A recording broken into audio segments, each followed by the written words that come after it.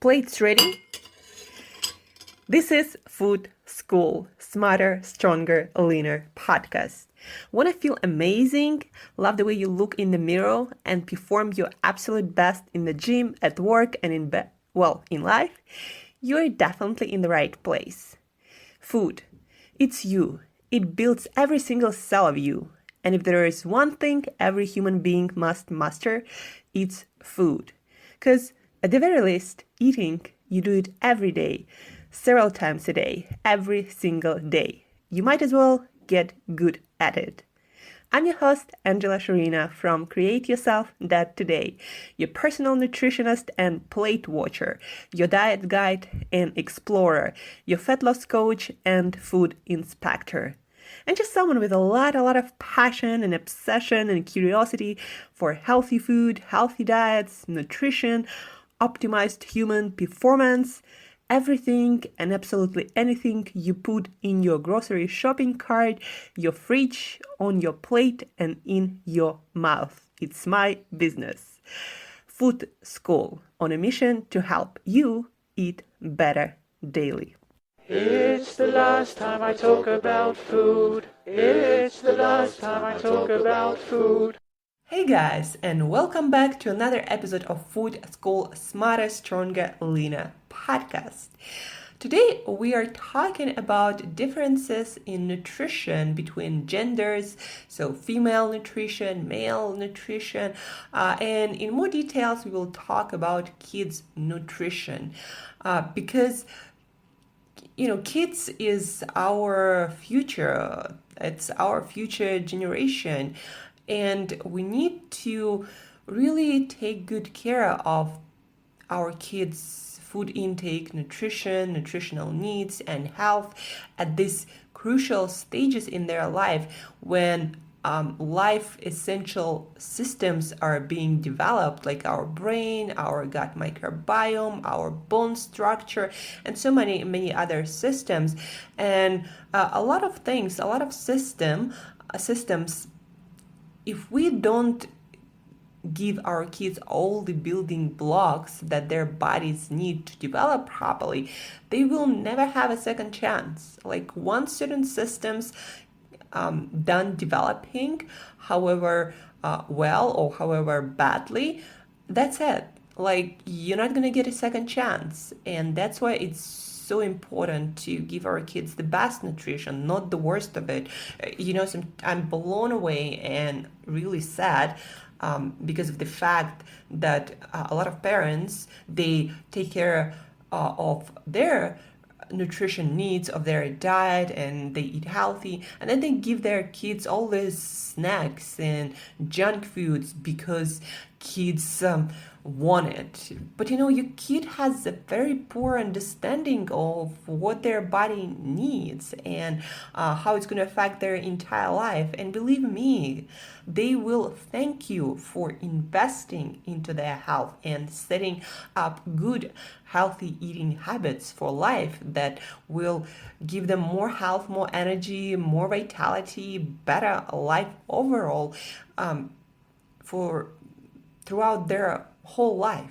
And so we'll talk about all this in details right now. And also, to start this episode, I actually am going to answer a couple of questions that I got recently on my social media and I believe might interest you as well. So the first question: does doing sit-ups remove stomach fat?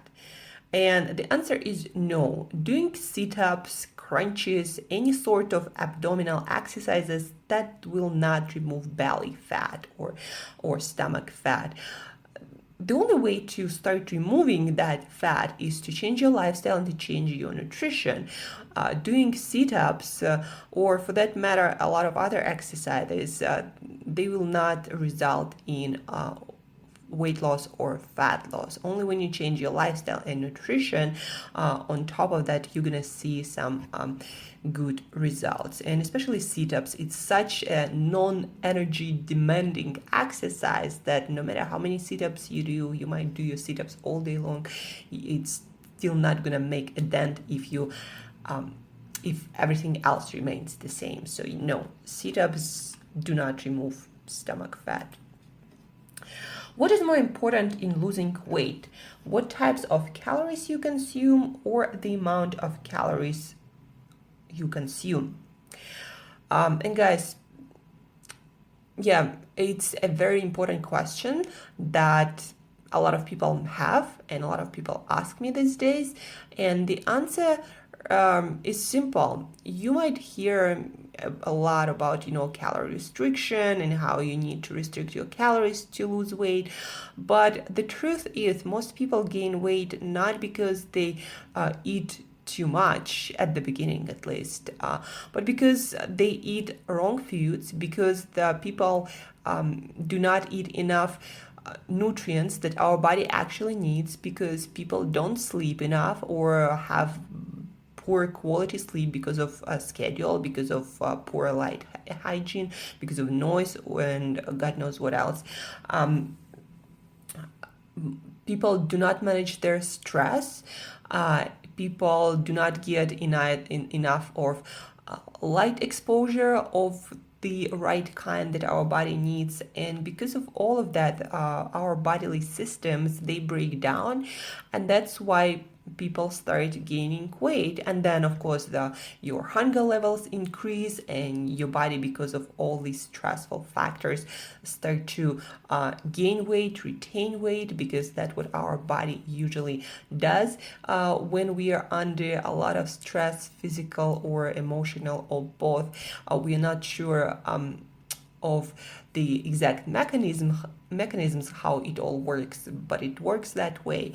And so what I truly believe and what I learned through my personal and professional experience is that people start eating more and then they gain weight, not because they are pigs and we always want to eat no matter how much food you put in front of us, but actually we start eating more when we are under a lot of stress, again, either emotional or physical or both. And stress also is considered malnutrition. So if you don't get enough vitamins that your body actually needs, like for example vitamin A, vitamin D, vitamin K2, vitamin E, or if you don't get enough certain minerals like potassium, magnesium, sodium, calcium, if you don't get enough essential fatty acids in your diet, like omega-3 fatty acids, for example, that a lot of people are deficient in these days, then it's too a kind of stress for your body, nutrition stress. And plus, if you consume a lot of toxins, a lot of junk food in your diet, that also a lot of stress, and because of that your body starts putting on weight. So and restricting calories in this case, and that is the most often occurring case these days. Counting your calories and restricting your calories is not the answer, because that was not the cause of your weight gain and your poor health and all of the other negative consequences. So the calories were not the reason in the first place. So by limiting those calories, you're not going to fix the problem. Yes, you can starve yourself and you can lose weight, but that weight going to bounce back as soon as you start eating normally, normal amount of calories. And plus your health going to be even worse, and your hunger going to increase even more, because you're not usually consuming enough nutrition in the first place, nutrients that you actually need, and then you start restricting your calories, so your body gets even less, and then your body really freaks out. Like on top of all of the stress, now you get to starve yourself, and of course that's just gonna over the long term that's gonna worsen the situation, and you're gonna retain and gain even more weight than you started at the beginning. So the answer and the solution is very simple, actually. Just a lot of people can't kind of comprehend it, or they need some quick fix or quick tip like counting calories that's gonna fix everything, but that just, it's not how our body works. So the first thing you need to do is you need to work on your lifestyle. You need to change your sleep habits. For most people, they are compromised. They're not ideal or not even good. forget ideal. So sleep habits, stress management, light exposure. You need to take care of these factors of your lifestyle. Then you need to change, of course, the quality of the foods that you eat. So, but it's not just about not eating certain foods. It's also about eating the right kind of foods that your body actually need, the nutrition that your body actually needs. So again, all your vitamins, fatty acids, proteins are usually not the problem. And then, not putting toxins from junk food and poor quality whole foods. Like, for example, meat from animals raised with antibiotics and hormones. This is also a very low quality food, even though it might be prepared in a healthy way. So you change the quality of your foods, and after that, if you still need it, you might consider limiting the amount of food you eat. But usually guys, for most people, it's not even necessary.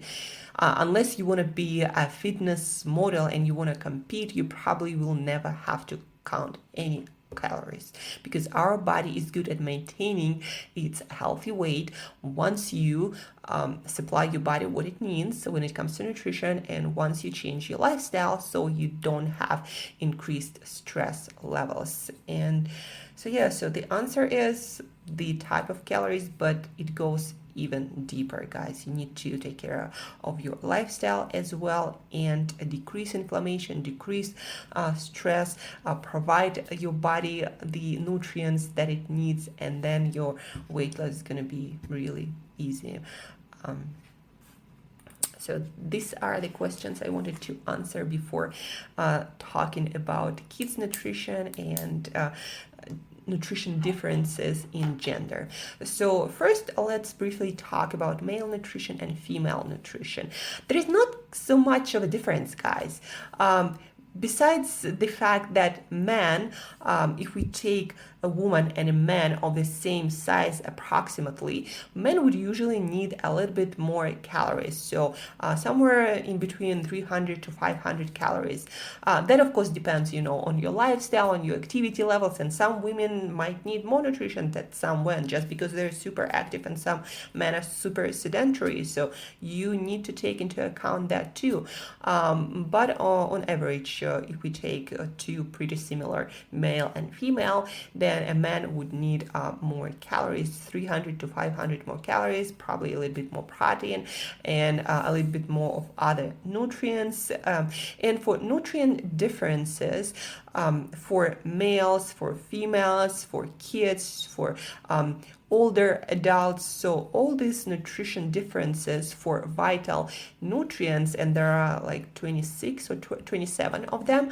Actually, I'm gonna post a link in the show notes that you can check out for the particular nutrients. But when it comes to calories, it's somewhere somewhere between 300 500 calories, the difference, mostly because guys have a little bit more muscle mass, that is a more active tissue, also a little bit bone mass, so the body needs a little bit more energy to maintain all of that. And when it comes to micronutrients like your vitamins and minerals, check out the link that I'm going to post in the show notes. And rather than that, there is not that much of a difference. We are all human beings, and so nutrition for us is pretty similar. Of course, if you take a pregnant woman or a lactating woman, that's going to be different. But so different stages in our lives, that's where you'll see the most difference between in our nutrition. But the difference between females and males in general is not that great, really.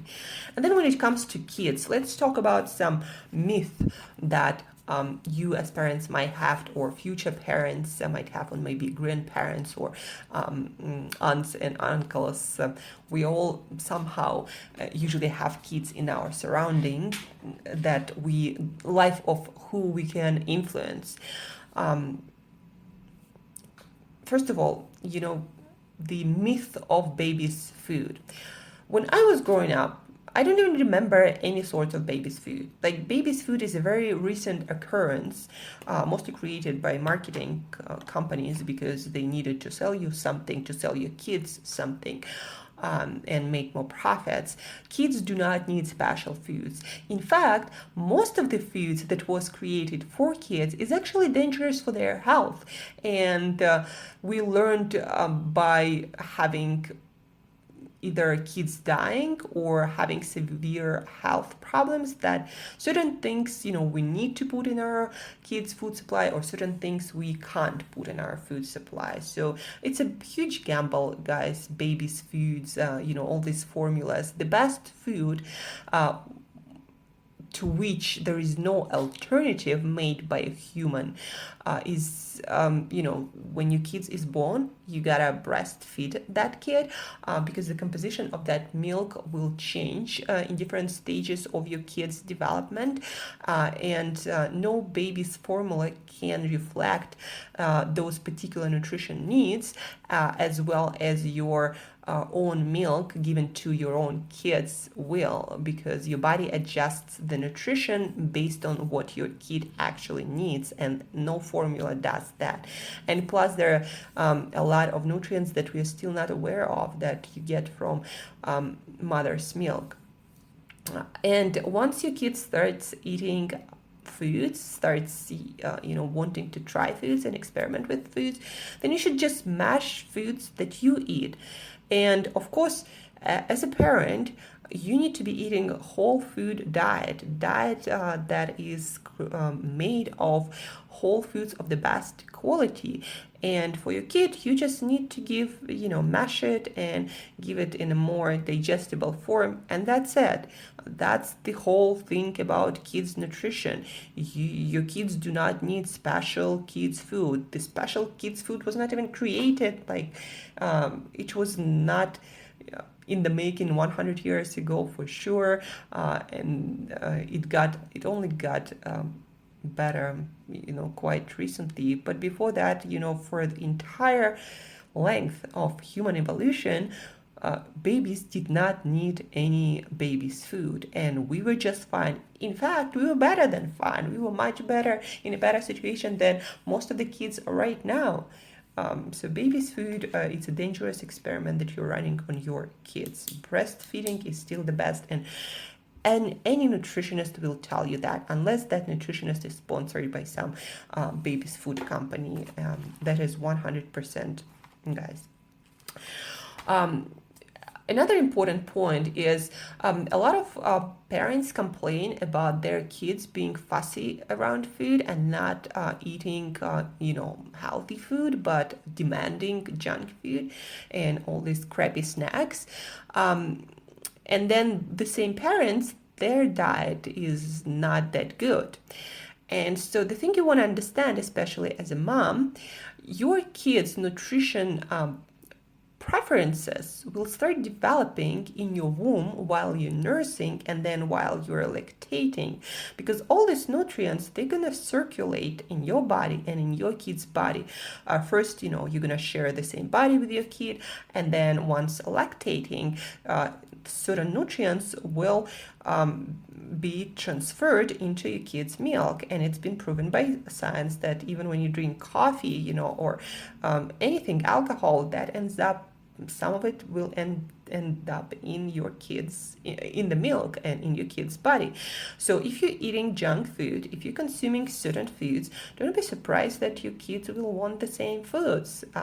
That's how it works. So first, and the most important tool, the most effective tool, if you want to form healthy eating habits of your kids, you should change your diet.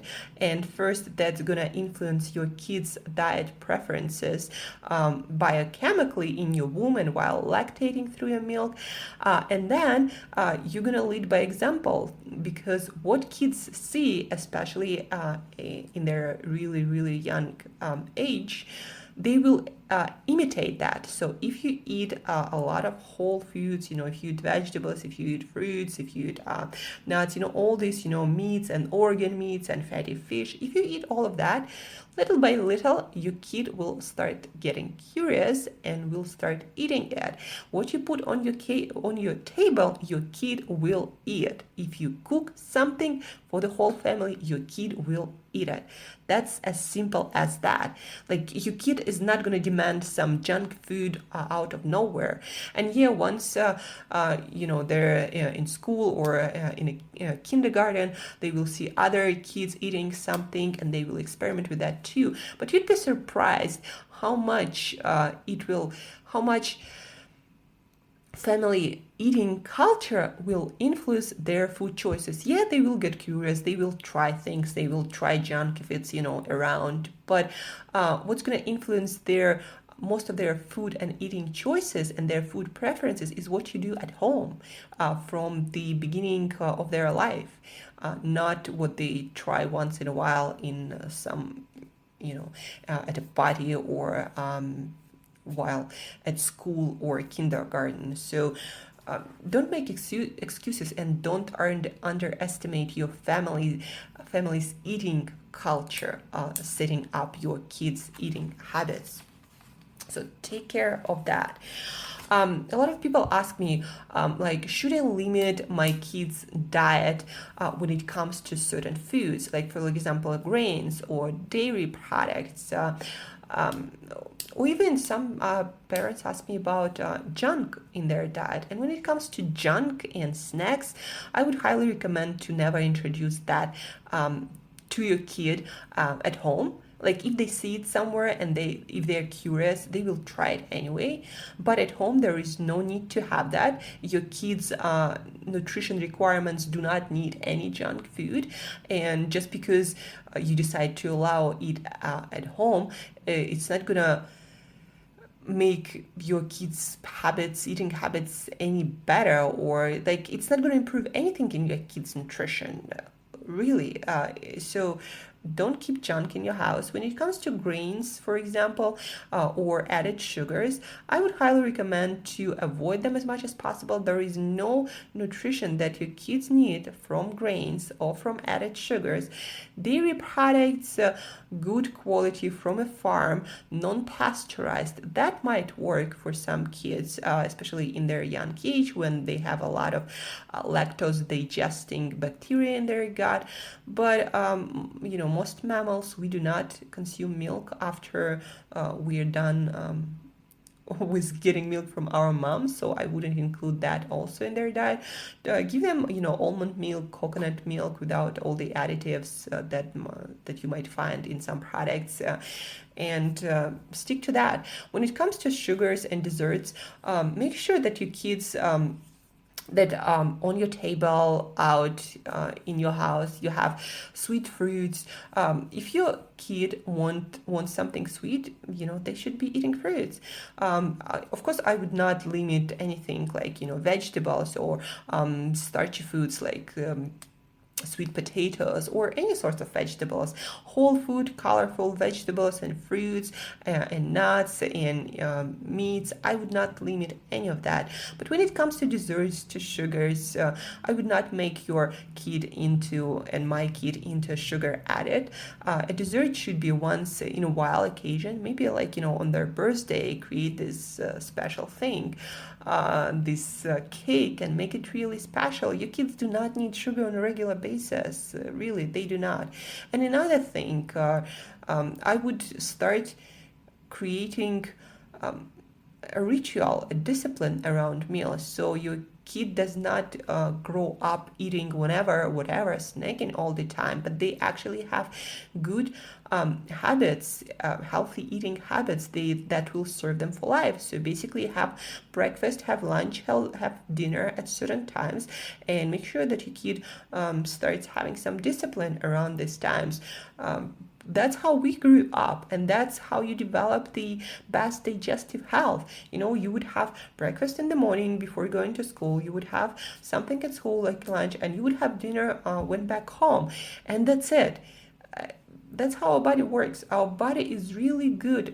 I like to call humans fatty chimp because our body is really good at storing fat, at using it for energy between meals. We do not need to snack every 2 hours. We for sure, and our kids for sure, do not need sugar every hour, do not need any snacks. They do not need any junk. And when kids start asking you, can I have this, like some fancy snack or junk food, explain to them why they should stick to whole foods and healthier versions of foods, and buy them something fun but that is also healthy. It's your parents' responsibility to set up your kids' healthy eating habits, not to be carried away with their demands. They have demands because they're kids. They're curious about everything. They want everything they see. They want to explore everything.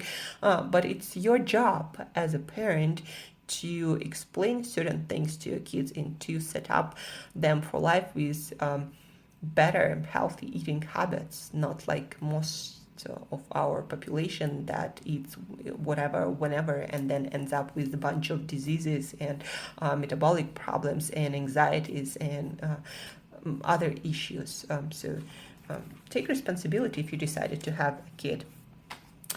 On vegetables, a lot of parents ask me about vegetables and why their kids do not like a lot of vegetables, like the vegetables that called healthy, the healthiest vegetables like broccoli or Brussels sprouts or spinach or Swiss chard, kale, all these cruciferous vegetables. And the thing is, those vegetables, they create a mild stress in your body. And so while our kids' gut microbiome, immune system develop and their bodies are not that robust yet, they actually do not benefit that much from all these antioxidants and polyphenols that induce mild stress in our body. They actually might be harmful, so I wouldn't make your kid eat all these cruciferous vegetables all the time in big amounts. I would probably go for more mild vegetables like cucumbers, tomatoes, zucchinis, bell peppers, sweet potatoes, and yeah, I would add some green vegetables as well, but not in huge overwhelming amounts. And I would definitely not feed my kids with all the green smoothies with kale and everything. It can backfire, guys. Introduce different foods, vegetables in your kids' diet. Eat them yourselves. Cook them for family dinners, and little by little, your kids will start eating more and more. But don't force on them a lot of vegetables at a very young age. And then now we're gonna switch to trying foods. A lot of parents also are getting frustrated with their kids not loving kale or Brussels sprouts or chicken liver or fatty fish from the first try. But guys, a lot of adults, a lot of us do not like certain foods from the very first bite. And kids usually, it takes 10 to 20 times for them to even consider that food something that they would eat on a regular basis. And a lot of it has to do with examples. So you need to be introducing these foods in your family nutrition, dinners, lunches, breakfast more often. So if you want your kids to start eating more fatty fish, because omega-3 fatty acids are crucial for brain development, especially in early stages. So if you want them to eat more of that, then put that on the table more often. Cook salmon, cook sardines in different ways, feed them pastured eggs cooked in different ways, eat them yourself, and then your kid little by little will start eating those things. But again, it takes 10 to 20 times for your kids to try certain foods to even give them an opportunity to be in their diet for life. When it comes to nutrients and specific dietary requirements for kids, again, check out the link in the show notes for specific nutrition requirements. But I specifically want you to pay attention to omega-3 fatty acids that are crucial for brain development, and a lot of kids are deficient in them. So make sure you start feeding your kids fatty fish as early as possible. Eggs also a great source of omega-3 fatty acids, even though they do not have that much of them. Also introduce organ meats for vitamin A, for vitamin D, for vitamin E, for vitamin K. I would probably recommend to give your kid cod liver oil, a tablespoon each day, for omega-3 fatty acids and those fat-soluble vitamins. I would also make sure that in your diet your kids eat some magnesium and calcium and zinc and potassium, iodine, iron. A lot of modern days diets are deficient in these nutrients, and they are crucial, especially at a young age when the body and the brain is still developing. And yep, and then build your kids' nutrition around a variety of whole foods, all sorts of whole foods. Make sure that they're available for them to easily pick and eat whenever they want, instead of some junk and some snacks. Do not keep junk and snacks in your house. And that's it, guys. Again, kids' foods, babies' foods, it's some bullshit created by companies who want to sell you stuff. That stuff is inferior to whole foods, to foods full of nutrients that are in most absorbable and digestible form. Add as much variety. So just releasing this episode again, we talked about quite a few aspects of kids' nutrition. And when it comes to calories and the amount of foods, as long as the diet consists of whole foods, I would not limit the amount of kids you eat. Your kids are developing, and the nutrition requirements of kids every day, they change. They change every year, every month as they grow, and you do not know how to manage it properly. We, human species, we do not know how much energy your kids needs exactly and what kind of nutrients he or she needs. As long as your kids as long as your kids are eating whole foods, then I wouldn't worry about the amount. I would just try to reintroduce as much variety as possible, and to include those foods like organ meats, like fatty fish, like vegetables that have a lot of nutrients that your kids need. Try to introduce as many and as early of those food as possible. And besides that, let your kid eat as much as they want. Just also don't forget about the discipline. It's not eat whenever you want. Little by little, introduce structure into their eating habits. And that's it. It's not that difficult. If you have any questions, specific questions about your kids' nutrition, feel free to reach out. I'll give you my best answer, because there are very many specifics that apply to one kid but doesn't apply to another kid. I have a lot of practical tools for you to change your kids' nutrition for the better, and to deal with different life situations at school or while they're out, etc. So feel free to reach out. I'll be more than happy to help you to create healthy eating habits for life for your kids that are gonna influence their entire life for the better. So feel free to reach out. And guys, till next time, as usual, eat better daily.